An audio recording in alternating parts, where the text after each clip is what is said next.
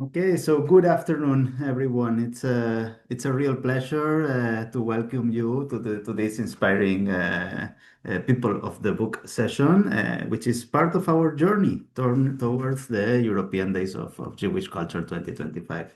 Uh, Maybe in the coming minutes there are some more participants joining us, so please excuse me if I interrupt at any point for letting people in. Today's session is very special to us. We are joined by someone who has been working alongside the APJ for quite some time now, not only as a trusted advisor, but as a true intellectual companion. Luca Baraldi has been offering his insight and guidance on our festival for years, helping us to frame them in a meaningful and inspiring ways.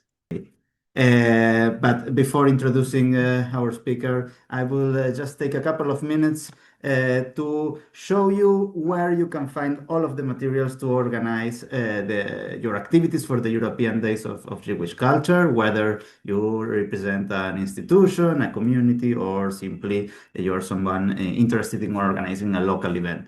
Everyone is welcome to get involved. So if quickly I will share my screen so that you can see. If you go to our website jewishheritage.org, you will find at the home this menu on the top part, and if you go over European Days and you go down to organize an event and you go left to current edition, you will find this link to support and materials. A little bit hidden in this in this menu, you can find all of the information, steps, and yeah, materials and support we can give you to organize your local activity for the European Days of Jewish Culture under the theme of 2025, which is People of the Book. If you will go a little bit down on the website, you will see here a link to register as organizer. You can download an inspiring text about the theme of the year. We have all of the meetings all of the recordings of the organizers and coordinators meeting we had in March in Barcelona. You can see here, well, this is today's session, but you can also download the poster. Soon you will be available to download the exhibition from the National Library of Israel. And finally, the form to submit your activities and to send us your report and feedback. This is very important for you to do so that we can celebrate your successes and your accomplishments with you. Now, yes, please, with that context in place, it's a great pleasure to introduce our speaker. Luca is a scholar of memory, a deep thinker, and a brilliant communicator. For over two decades, he has explored the intersections between symbolic codes, religion, politics, and culture, from post-conflict societies to the front lines of narrative and soft power. But today, he returns to one of his earliest passions, the aesthetic and symbolic life of Jewish tradition. In this session that he has titled The Unread Script, the Aesthetic, Political, and Spiritual Life of Jewish Books in the History of Art, Luca will guide us through the fascinating presence of Hebrew script and the image of the Jewish book in the history of visual art, from medieval cathedrals to maybe modernist canvases, from sacred to secular art. He will show us how Hebrew letters have appeared, disappeared, and reappeared, not always to be read, but to be felt, imagined, and invoked. This is not just a lecture about books. It's a reflection, I think, in what remains unread, misunderstood, and yet deeply resonant in our collective memory. And it's an invitation to see the Jewish textual tradition not only as a content, but as a form, texture, and a living symbol. Please, let's now welcome Luca Baraldi, and let's be carried by his words into the spaces where image, memory, and heritage quietly intertwine. Luca, thank you so much for being here once again. The floor is all yours. Thank you so much, Federico, for such an inspiring introduction. Actually, probably the way you told my story is more relevant and interesting than my real life. But I will try to find the right balance between what you've said and what I tried to say. Just a very short introduction. I've been working in the field of comparative history of religions from the point of view of the strategic analysis of narrative frameworks and the evolution of communications through the centuries. And actually, I've always studied the interdependence, the interconnection, and the contamination between the different systems of beliefs as a kind of narrative competition. And that's why I think it's such an interesting field of investigation today in the so-called attention economy society. And I think that it's quite important to go back to basics and to try to reread and to rethink the way communication and symbolic frameworks has been developed through the centuries and have defined and reshaped our identities until today. So please let me share my my screen. Can you see my screen? Or yes, perfectly. Maybe you need to just put it full just screen. to reduce. Wait. Okay. Do you see it? Not yet in full screen. We just see you. Yes, okay, so let's try like this. No, perfect. Thank you. Okay, so let me start with a statement, not my own, but one that captures everything I want to say today, which has been inspired by Aby Warburg, whose complete name was Abraham Warburg, probably one of the most relevant historians of art in Europe. Images are never just images. They are sites of memory, of struggle, of survival. Now, let's think about that for a moment, because just like the history of religions, the history of art doesn't unfold in a straight line. It's not a clean path from point A to point B. I would like to say, even if today is not the most popular word, but I would like to say that is a kind of history of a battlefield, a web of echoes, a field of tensions and competitions. Every image, every sign, every letter that survives across centuries carries with something more than form. It carries memory, it carries power and resistance, and perhaps nowhere is the more intensely true than in the long, complicated, painful somehow, but deeply intertwined relationship between Christianity and Judaism. This is not the story of two parallel systems, two religions walking separate roads. It's the story of two worlds that grew in proximity in Europe, that argued, that borrowed, that listened, that tried to find the right balance in order to survive and to live together in the same territories, that inspired one another and at times tried to control one another, but always they were in conversation. Christian imagery was built on a paradox: the desire for continuity on the one hand, and on the other hand, the need for separation.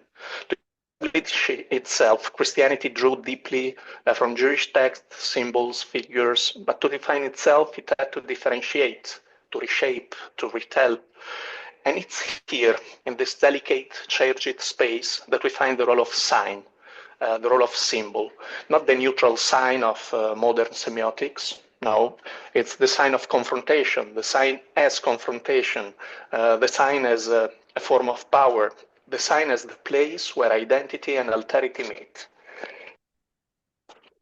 Look, for instance, at the great basilicas of the late antiquity, walk through, for example, Santa Maria Maggiore in Rome, you will see Abraham, you will see episodes from Moses' life, and other biographies and stories from the Torah stories and episodes.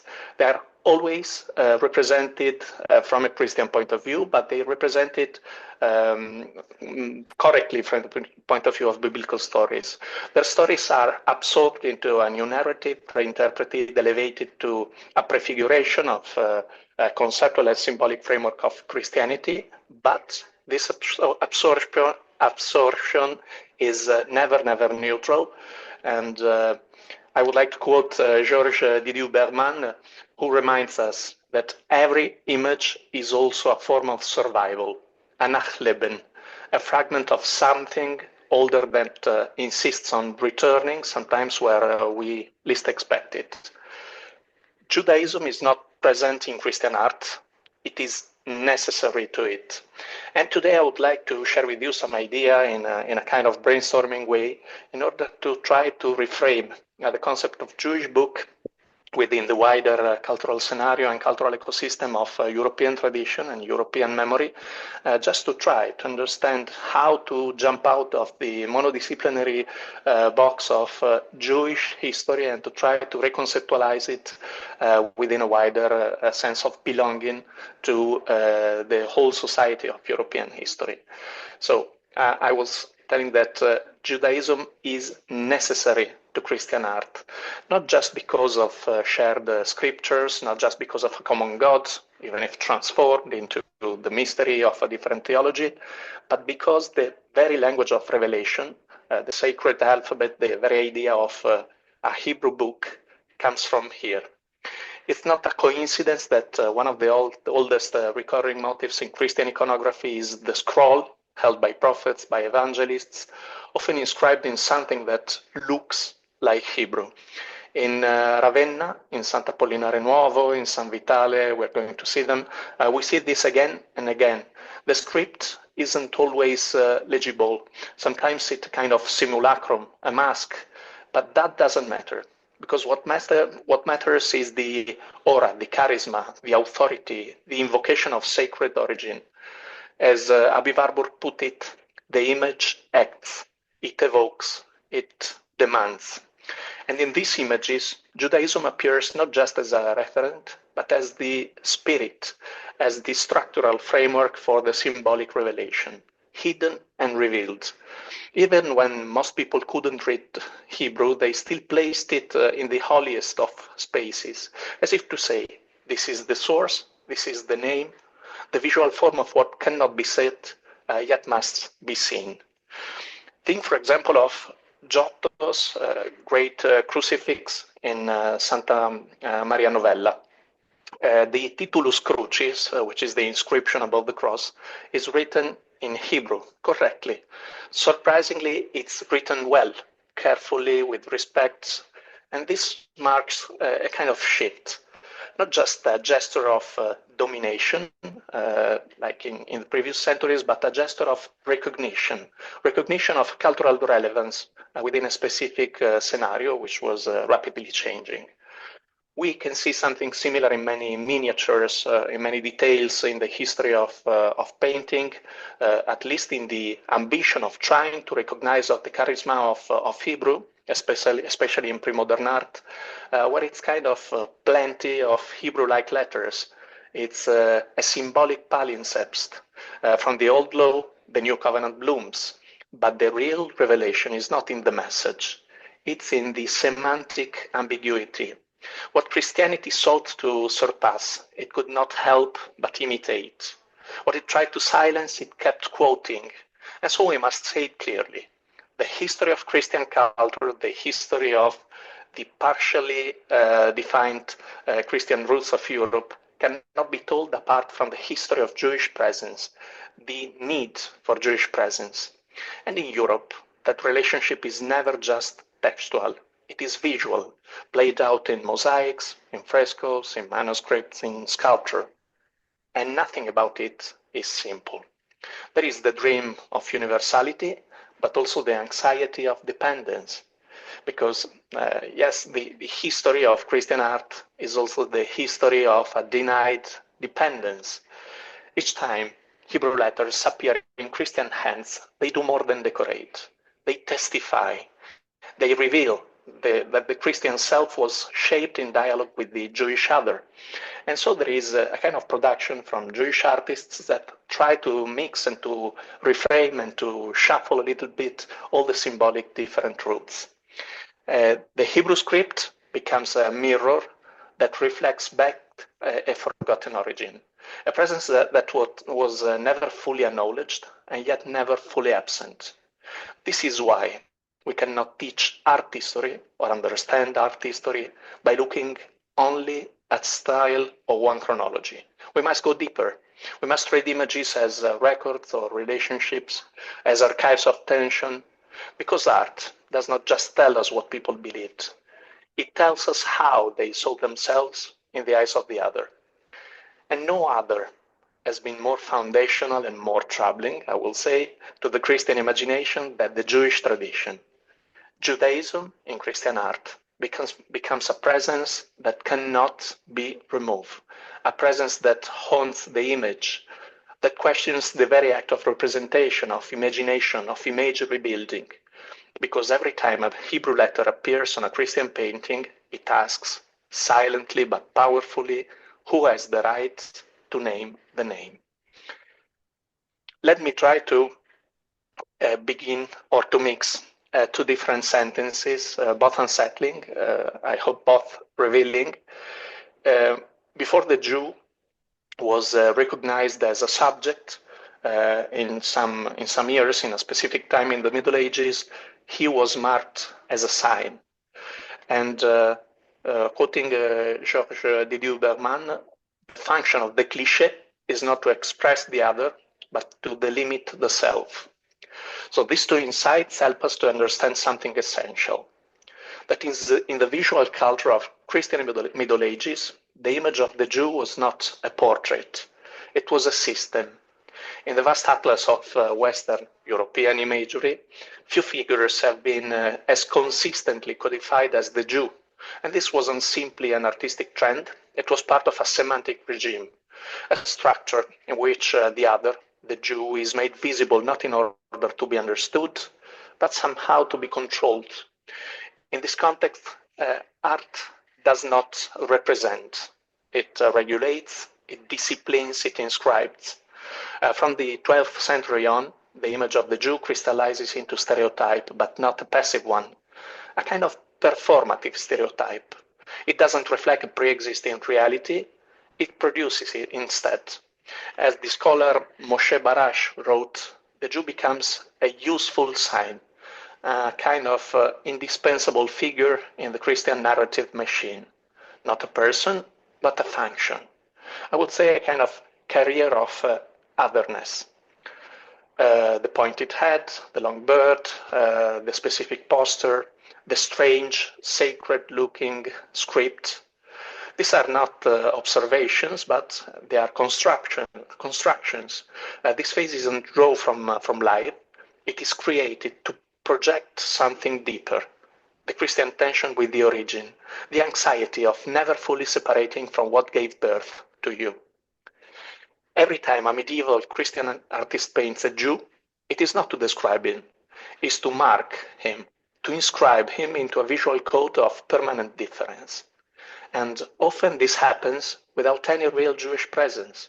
These images were created in places where no Jew had ever set foot, which means the image precedes the encounter. Representation replaces reality. And that becomes a kind of technology of suspicion, a symbolic laboratory of projection. But even that is not the whole story, because seeing the other isn't enough. The other must also be written. And this is where Hebrew script enters the scene, not as a meaning, but as a marking. The letters don't need to be correct. They don't need to be legible. They only need to look like Hebrew. Because in this logic, appearance creates authority. The script is not there to be read. It is there to charge the image with charisma. As Georges Didier-Berman again reminds us, the incomprehensible is often what produces the strongest effect of truth. In a visionary scene, Christ appears holding a kind of banner inscribed in Latin in the Amesbury Psalter from the half of 13th century. Next to him, the devil clutches a black flag marked with distorted pseudo-Hebrew letters. This is no longer just theology, it's a kind of battle of alphabets. Salvation is written in Latin, condemnation, not spoken, not merely imagined, is written in something that looks like Hebrew. But this pseudo-script tells us more about fear than about doctrine, because you don't fight what you've already rejected. You fight what you can't stop acknowledging. The devil does not speak emptiness. He speaks the language of the other, a language loaded with arcane charisma, a script that can resist silence. This is why the stereotype is never just a simplification. It is, to borrow Warburg's term, a pathos formel, a formula of emotion, a charged gesture that carries energy across centuries, a form that survives its original context and returns again and again. Even fake Hebrew, crudely imitated, has power, because it is not seen as a foreign code. It becomes a relic, a sacred aura, a sign of distance and therefore a sign of origin. We can observe this same logic in San Vitale in Ravenna. The prophets hold scrolls marked not with Greek, not with Latin, but with mysterious, indecipherable signs. These aren't meant to be read, they are meant to be believed. Meyer Shapiro described this as masked writing, a form of script that does not convey message, but presence. To write, in this context, is not to communicate, is to invoke. But here is the paradox.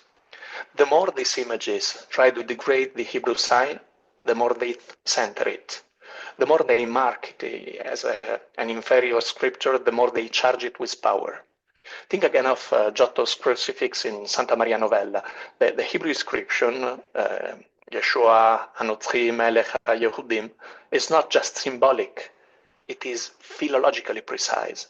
Some scholars believe it was rendered with the help of a converted Jew. But why the need for such precision? Why such care if the Latin message was already enough? Because here, the Hebrew is not simply a translation. It is not marginal, it is power, it is memory, it is origin. And this is the point. Even when Hebrew script is used in ideologically hostile context, it resists assimilation. It remains a sign that cannot be fully absorbed. When it appears on a scroll, a banner, it always says two things at once.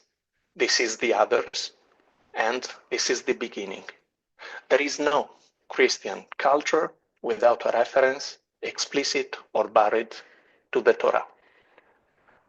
Let me offer now you a different kind of example from this Bible, the Complutensians Polyglot Bible, published between 1514 and 1520 in Alcalá de Henares, under the patronage of Cardinal Francisco de Jiménez de Cisneros, which is a monumental editorial project completed in a very short time. It was the first printed Bible to place Hebrew, Greek, and Latin on the same page, side by side, line by line. 3 sacred languages, 3 different traditions of reading, 1 shared surface. The visual logic of the page is astonishing. Hebrew appears on the outer margin, literally framing the Latin. Greek rests opposite, and in the center, the Vulgate, the voice of the Western Church of Christianity. But here is the point. The Hebrew is not exotic. It is not secondary. It is a foundational language, a foundational presence in this edition of the Bible. This page layout is not neutral. It tells a story in which Latin depends on Hebrew, in which translation that does not erase the source, but points back to it. The Greek offers one witness, the Latin another, but the Hebrew remains the origin, the moment before the cultural evolution of religion, the text that came first. So if we want to analyze this phenomenon, this physical product, and remain from a generally cultural point of view, we should consider it as a powerful form of visual theology, a typographic theology of encounter, of dependency, and even unresolved origin. And this is why, even in modern and contemporary art, Hebrew script continues to return. Think of Rembrandt's Belshazzar feast. The words Mene, Mene, Tekel Upharsin, the divine judgment, appear on the wall in ancient Hebrew script.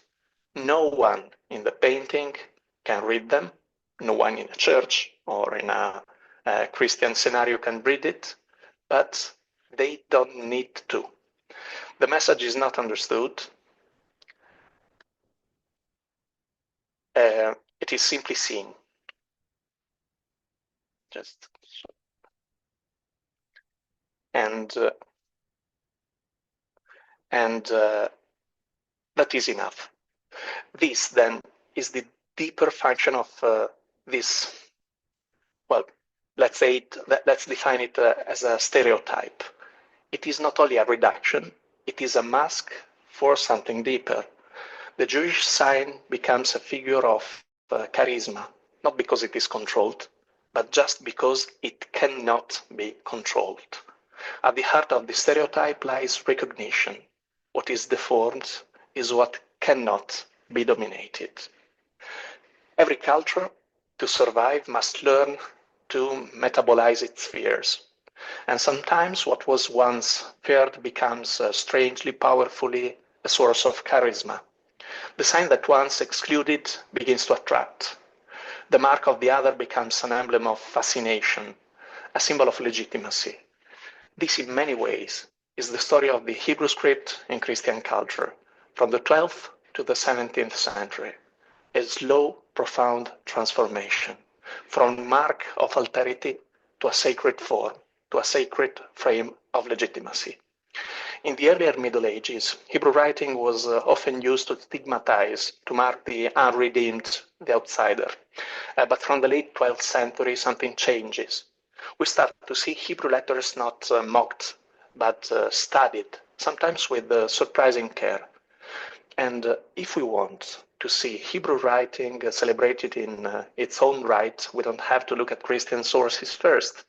We can begin by looking where the script truly lived. Take, for example, the Cloister Hebrew Bible, created in 14th century Castile, now housed at the MoMA in New York, or the magnificent Kennicott Bible, illuminated in the end of 15th century in A Coruña in Spain. In both manuscripts, Hebrew is not mysterious, it is magnificent, it is adorned, celebrated, gilded with artistic devotion. Letter by letter, it becomes more than writing. It becomes form, gesture, presence. These were not made for Christians, but they show us why Christians later felt compelled to look again at the very letters that they once feared. By the time we reach the Renaissance, Hebrew has become more than a language of a people. It becomes the language of origin, the language of Eden, the language of creation itself. Christian Hebraists begin to seek not cultural dialogue, but theological archaeology. They believe that within the Hebrew alphabet lies a lost code, a forgotten grammar of divine truth. They've been deeply influenced by the Kabbalistic tradition. They've tried to set up an alternative Christian Kabbalah, but mainly they've tried to find a different, competitive, symbolic, and semantic ecosystem. The language itself is no longer simply ethnic, it is archetypal. We see this shift deeply reflected, for example, in the art of Albrecht Dürer, in his Saint Jerome, in his study, the Bible open on the desk is rendered in Genesis, in Bereshit, in the first chapter in Hebrew, Hebrew appears not as a parody, not just an evocation, but as a philological precision. Dürer is not merely quoting scripture. He is invoking the charisma of the original. As Aby Warburg wrote, he becomes a kind of iconographer of cultural trauma, a figure who tries to reconcile the Christian future with the Hebrew past through the written image. But it's not only about accuracy. It's about presence. It's about the importance of presence. During the Reformation, Hebrew letters begin to replace divine faces, divine iconography. We see this in Protestant medallions, in Reformed seals, at the center of many engravings, not as embellishment, but as the very face of God. This is a major turning point. God is no longer shown, God is written. And this writing is often not understood, but it is seen, revered, feared. As in apophatic theology, when the image fails, the name remains. Or we can say, when the image fails, the word remains. One of the most elegant examples of this is the Raphael's fresco of the prophet Isaiah, painted in 1511 for the Church of Sant'Agostino in Rome. There on the prophet's scroll we find verses 26 to 3 written in accurate Hebrew. This is not evidently a message to Jews. It is a signal to Christian humanists, to Roman theologists, to those who can read code. This is not about inclusion. It is about cultural elevation. It is a mark of elite knowledge. The Hebrew script becomes a kind of threshold, not for communication, but for access. Even Rembrandt, in his painting Moses Breaking the Tablets of the Law, inscribes the Ten Commandments according to the rabbinic division, not for show, but with theological precision. By then, Hebrew has entered the visual lexicon of Christian spirituality. It grants authenticity, it grants weight, authority, even when no one in the room can read it, because it's not just a script. It is a matter of presence. It points to something older, to something deeper, to something somehow ungraspable.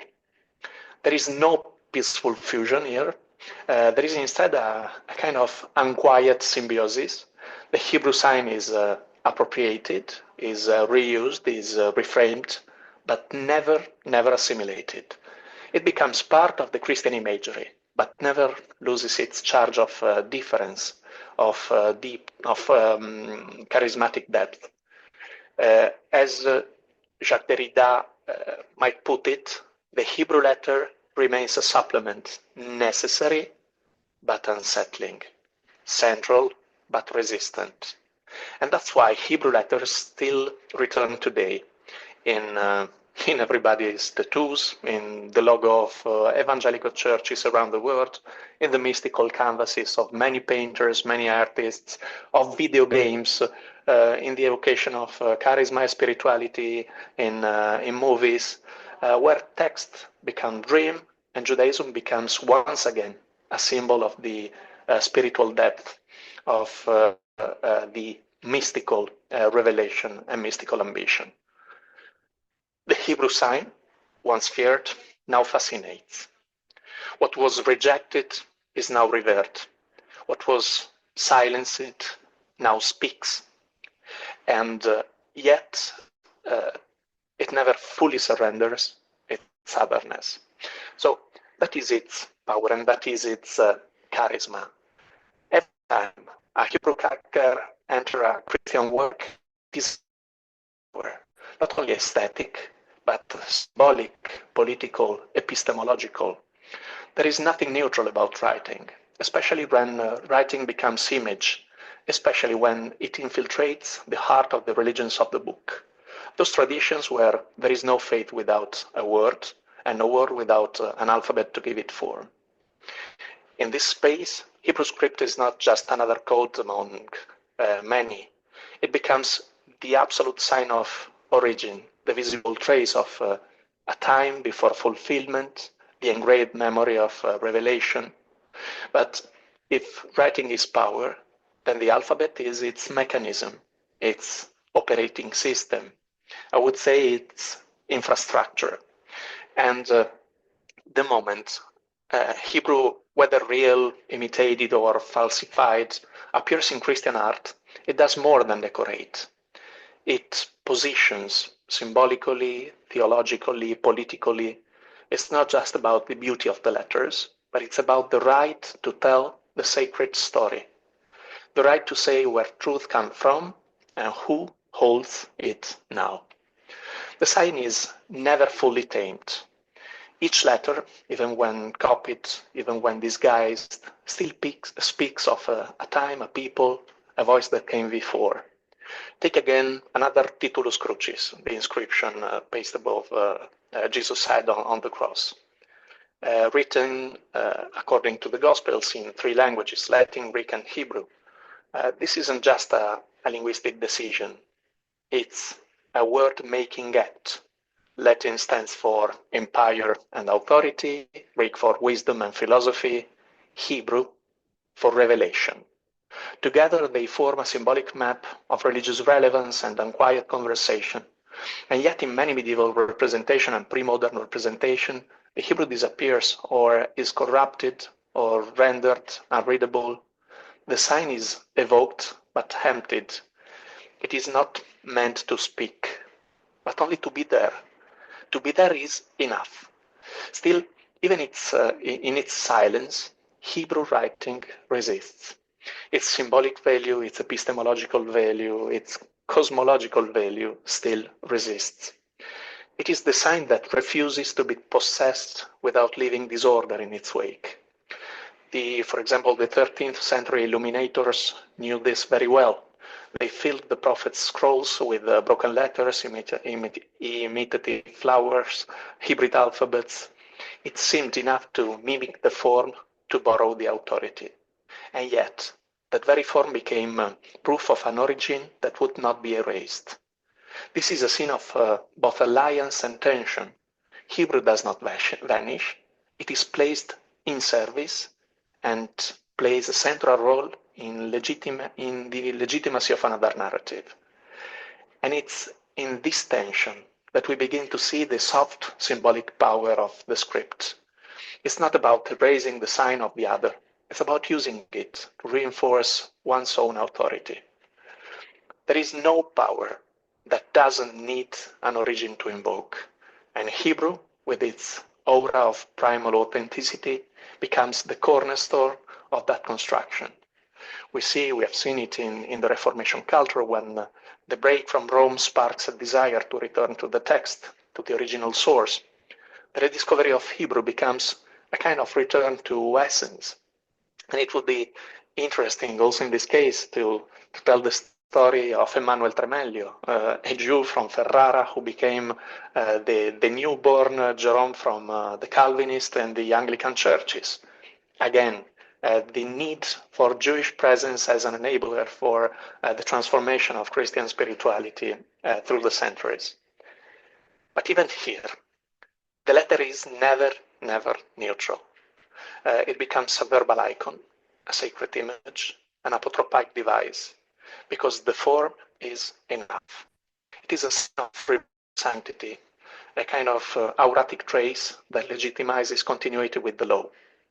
In all of these contexts, Hebrew script becomes a symbol of origin, and therefore a form of power, because whoever possesses the sign, even if only to quote it, claims the right to speak in the name of the genealogy of truth. And yet, the sign resists. Even when it is deformed, even when it is emptied, even when it is celebrated in a different cultural context, because no letter can be fully possessed. Every script is a reminder, a fragment, a difference that endures. Even where reduced to decorative motif, Hebrew still whispers, you are not the only ones telling this story. To write the sign of the other is not to try to master it, but every letter remains secretly unreadable, because it will be read in an alien context, in an alien cultural scenario. This is why Hebrew in Christian art is always also a sign of unease, I would say. It is the memory of a genealogy that cannot be fully reshaped. The echo of a word once spoken elsewhere. The presence of an origin that refuses to become just a foundation, and that still remain and wants to remain living otherness, a necessary living otherness, inscribed, hidden, and returning. And in that return, it continues to question us and to question European culture and Christian framework and different cultural scenarios. The other is no longer external, it has become a structure. There comes a point, inevitably, in every symbolic economy when the gesture of exclusion turns into a necessity of inclusion. A moment when the other, once rejected, is no longer an obstacle, but becomes a foundation. That point lies at the very heart of the visual representation between Christianity and Judaism, we'll say in the whole European cultural frameworks and roots. We are no longer talking about caricatural polemic, we're talking about something deeper. The recognition that the Hebrew sign, once relegated to the margins, once considered just as a kind of exotic element, has become a structural matrix of meaning. Already in the Byzantine mosaics on the 6th century, we find this paradox in motion. We have seen from San Vitale, from Ravenna. The prophets hold scrolls, but they do not speak Latin nor Greek. They carry messages in a simulated, archaic script, often invented, often unreadable, but always pointing backward toward origin and something similar to Hebrew from an aesthetic point of view. The visual logic is clear. Authority comes from time, and time is measured by scripture. But it is in the Renaissance, in the full light of philosophical and philological rediscovery, that this symbiosis becomes inescapable. Christian visual culture begins to realize it can no longer speak entirely on its own voice. It needs the language of the other. It needs the charismatic sign. Hebrew becomes not an enemy, not a competitor, but a precondition, an epistemological, a conceptual, a symbolic precondition, not an obstacle, but a tool of legitimacy. Let's try to take a side step. Created by Michelangelo between 1513 and 1515, this Moses stands at the heart of the tomb of Pope Julius II in the Roman Church of San Pietro in Vincoli. With his powerful gaze, flowing beard, and the unexpected presence of horns, this figure has been one of the most enigmatic icons of biblical sculpture in the Western canons. And so let's look at these horns. Yeah, the horns of Moses. That startling feature sculpted by Michelangelo in San Pietro in Vincoli is not the result of an artistic license. It is the result of a translation. In Exodus 34, the Hebrew text tells us Kikaran or Panav, his face shone with light. The verb karan, from the root kafresh nun, means to radiate. But in Jerome's Latin Vulgate, it became cornuta esset face sua. His face was horned. And from the linguistic fracture, a tradition was born. From nearly a millennium, Moses was depicted with horns in manuscripts, in sculpture, in frescoes, in churches, and finally in marble. But this is not a story about an error. It is a story about the power of text. It tells us that the Hebrew Bible, in both its presence and its misreadings, is embedded in the very structure of Christian visual culture. The Hebrew word, even mistranslated, becomes image, becomes iconography, becomes stone. It is not a marginal influence, it is a hidden foundation. The Christian image, and so the European aesthetic tradition, the partially Christian roots of European culture, does not stand on its own. It rests on a Jewish book. And the hordes of Moses are the clearest visual reminder that even a single Hebrew word can shape the face of prophecy, the face of aesthetics of prophecy for centuries.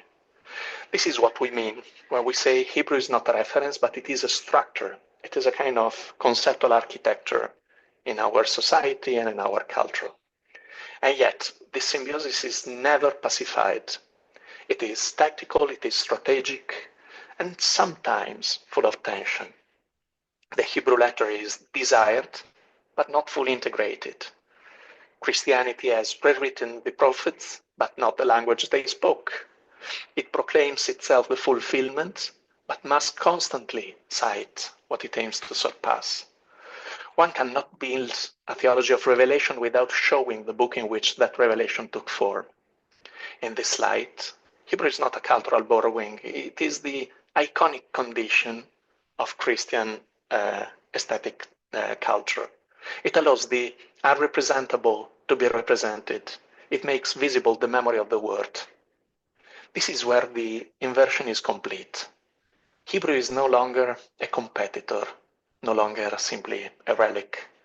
Jewish books are an epistemological threshold and an existential need. A threshold between symbolic systems, between revelations, between visions of the divine. And at that threshold, every image becomes a place of passage, a site of tension, and a site of revelation for both. Now, to conclude, we live in a time saturated with images, a culture that generates meaning at the same speed at which it forgets it. Our days unfold in a constant stream of stories, screens, scrolling, where everything is said and sent at the same instant. We are immersed in language as never before. And yet perhaps we have never stopped listening to it so completely. The word of art, especially the word of the sign of writing, of memory, asks something else of us. It asks for time, it asks for silence, it asks for attention, not out of nostalgia, not out of fear of change, but because every image is a gesture, and every gesture is a relationship. Seen in this light, Hebrew script within Christian art is not only a historical theme, it becomes something more, a living metaphor for the complexity of human shared history, a symbol of the fact that no culture is born alone, that every beginning carries the echo of other voices. But most of all, it is a reminder that what we call identity is always shaped in relation, through dialogue, contact, influence, proximity, even tension, and trust. In a world of constant noise, of immediate reactions, of scattered memory, we must relearn how to see with slowness and with depth. And to see today is to recognize the symbolic, to understand that every sign carries not only a meaning, but a cultural memory, a social memory. That every word is not just information, but connection, separation, longing, belonging. Because every society, every tradition lives inside a symbolic ecosystem. The way we speak, the way we remember, the way we pray, the way we hope, it all passes through signs, through languages, through symbols, through what we choose to preserve, through what we choose to truly see. So the task today is not only to know the symbols of the past, it is to inhabit them consciously, to use that not to enclose ourselves in a single identity, but to open memory to those around us, to rediscover the fact that our memory can be nothing but a collective memory. shared and contaminated by all the other communities and social memories that have lived around us and together with us. Not to sacralize origins, but to imagine no futures. Because that is what Hebrew writing inscribed in Christian images teaches us. That time is not linear, that every sign is a stratification of choices, of visibility, of power, of erasure, of desires, and that only if we learn to see these layers can we begin to imagine otherwise. To imagine a different way of honoring dignity, a different way of recognizing difference, a different way of generating collective knowledge, not as accumulation, but as a form of care, interpretation, collective respect. In an age that fears complexity, symbolism reminds us that thinking does not begin with simplification. It begins with the staying in the tension, with holding together what seems to oppose, with listening to what we do not yet understand. This is why working with signs, with images, with words, is not just an intellectual act. It is an ethical form of presence, a way of staying awake, a way of staying human. And so if for centuries Hebrew writing was the sign of the other, perhaps today it can become a sign of a shared beginning, not a boundary, but a bridge. A space where memory does not divide, but invites, where difference does not frighten, but enriches, where traditions do not compete, but listen. In the end, what we have been seeking in these very few images, it is not just a history of art, but it is a history of a shared grammar or a vision for a shared grammar in the future to come.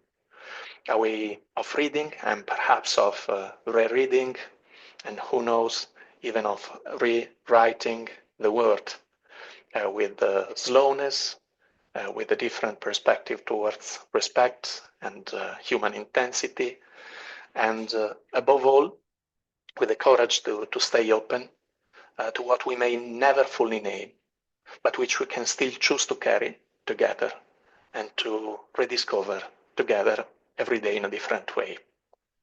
And thank you for your attention.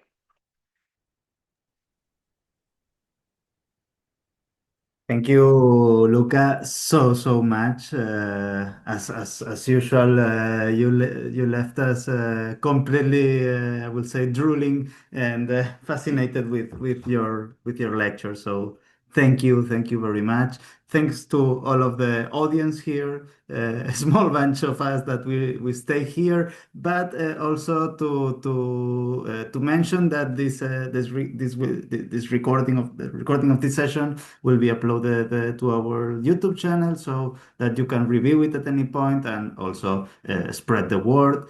I think this is a fascinating subject that already arises ideas for activities, ideas for keeping imagining our relationship with Jewish culture.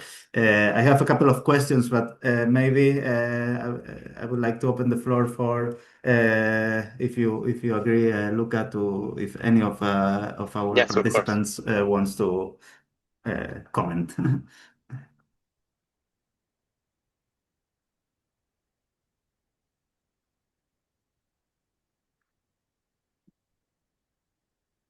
Yeah, too many Maybe I will. suggestions. Yeah, I will break the ice a little bit Yeah, with one question for you, Luca. Maybe if you can give me your ideas on this. I've been thinking while you were speaking about how the look of the other defines us or affects us. For example, not taking the name of the theme for this year's European Days of Jewish Culture, no, people of the book. It first appears actually in the Quran in as Al Kitab. It's a Muslim concept to talk about Jews and Christians. But over the ages, over the time, the Jewish people use it to talk about themselves. No, so how? So the question here will be what will happen with Hebrew science? How the look of Christian art over Hebrew science or Hebrew culture affects Hebrew culture? How for the Jewish culture, seeing that representation Yeah. in Christian art affects us.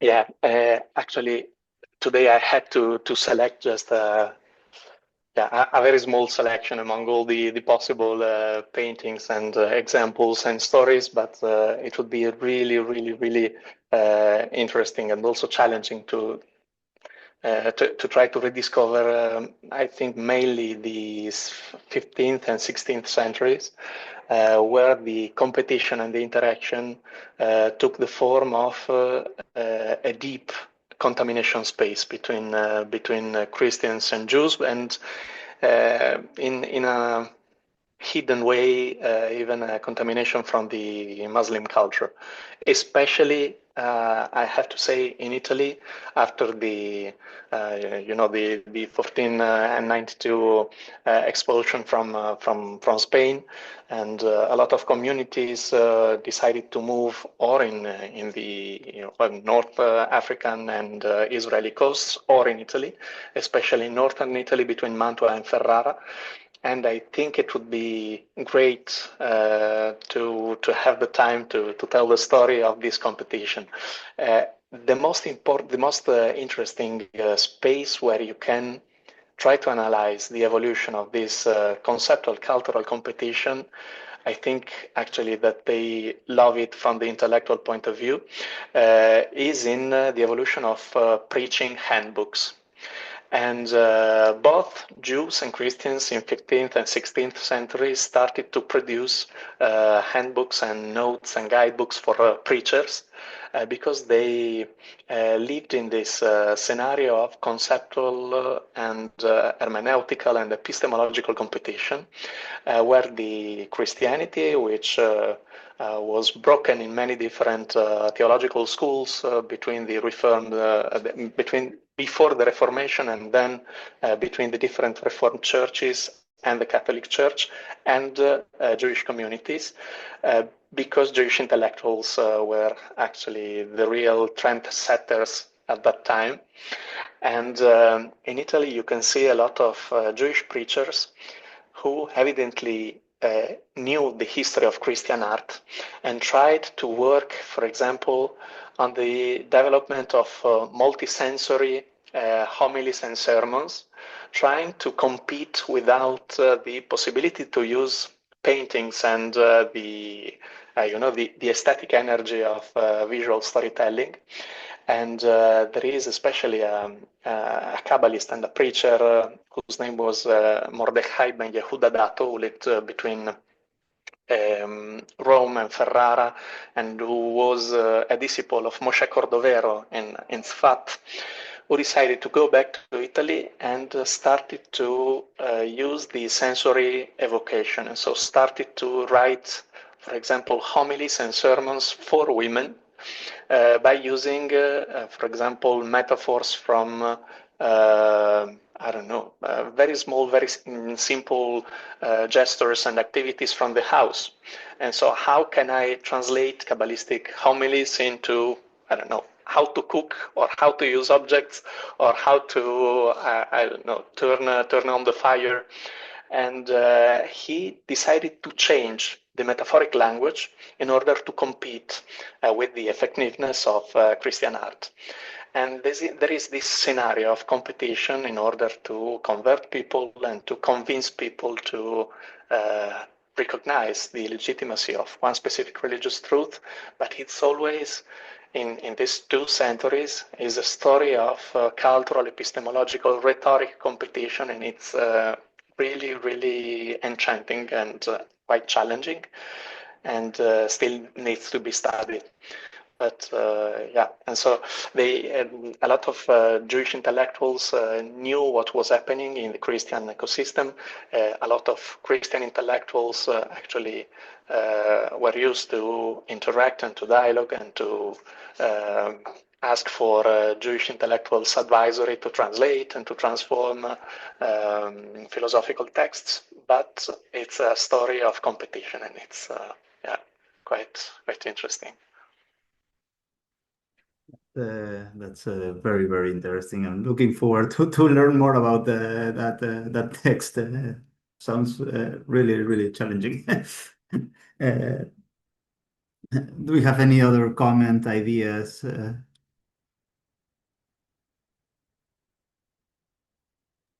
No, Although, just yes. just a very positive remark on this development through the images of the Christian art, which I had never the opportunity to so directly see. My background is in philosophy, although I'm not a philosopher. Uh, and I have always seen this, say, as a Christian educated person, from the very young age, you are invited to make the recognition of the Jewish Antiguo Testamento, the Old Testament, and confronting it with the New Testament. And even as a child, you may feel this tension, which theologically will be resolved with the return of Christ in the end of times. But certainly, as a child, also, I am sure that many Christians as me have asked themselves, but how can I handle this tension in the present? How this tension is being presented by the other, right? And I think that your contribution is marvelous in that sense because it gives us a feel of how this tension has been developing itself through the Christian art. I mean, I found it really marvelous, even for my personal questions. So thank you very much for the presentation. Thank you, Valerie. Yeah, actually, I think it's interesting to try to reframe a little bit the history of art in today cultural and communication challenges, because we are accustomed to separate these over information, over communication flows in everyday life. But actually, we have learned how to communicate, how to create effective strategies for communication from the history of religions. Actually, communication and strategic marketing, I don't want to be not to respect the tradition of the different systems of beliefs, but marketing have been invented by religions who needed to, if you allow me to say like that, to sell an invisible product and to make it feasible, understandable, and to activate engagement strategies without the power to demonstrate anything. And so everything is in the effectiveness of science, of symbolic frameworks, of the capacity to create engagement and empathy. And yes, today I think we should relearn the real basics and what happened in the backstage of the history of art.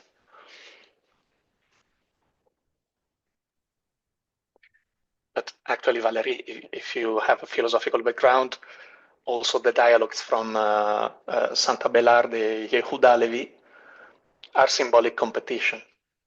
In these conversations, there are a kind of clash between symbolic frameworks, and it's kind of inspiring. Yeah. Also, in some really Protestant philosophers like Søren Kierkegaard and who have got deeper and deeper into this internal contradiction.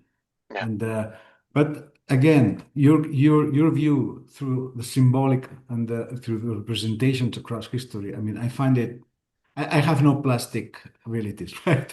But I have really enjoyed the presentation and the philosophy and the bibliography that you presented. Thank you very much again. Thank you. Thank you.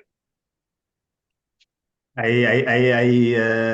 take profit of Valerie's word and thank you again, Luca. Thank you to all of our participants here who are preparing your activities for the European Days of Jewish Culture. Again, this has been an amazing opportunity to discover a very specific part of the interpretation of the theme of the people of the book that can arise a lot of ideas and activities and further developments. Before closing the meeting, I would like to ask our honorary president, Claude Bloch, if you're around, if you would like to close the meeting.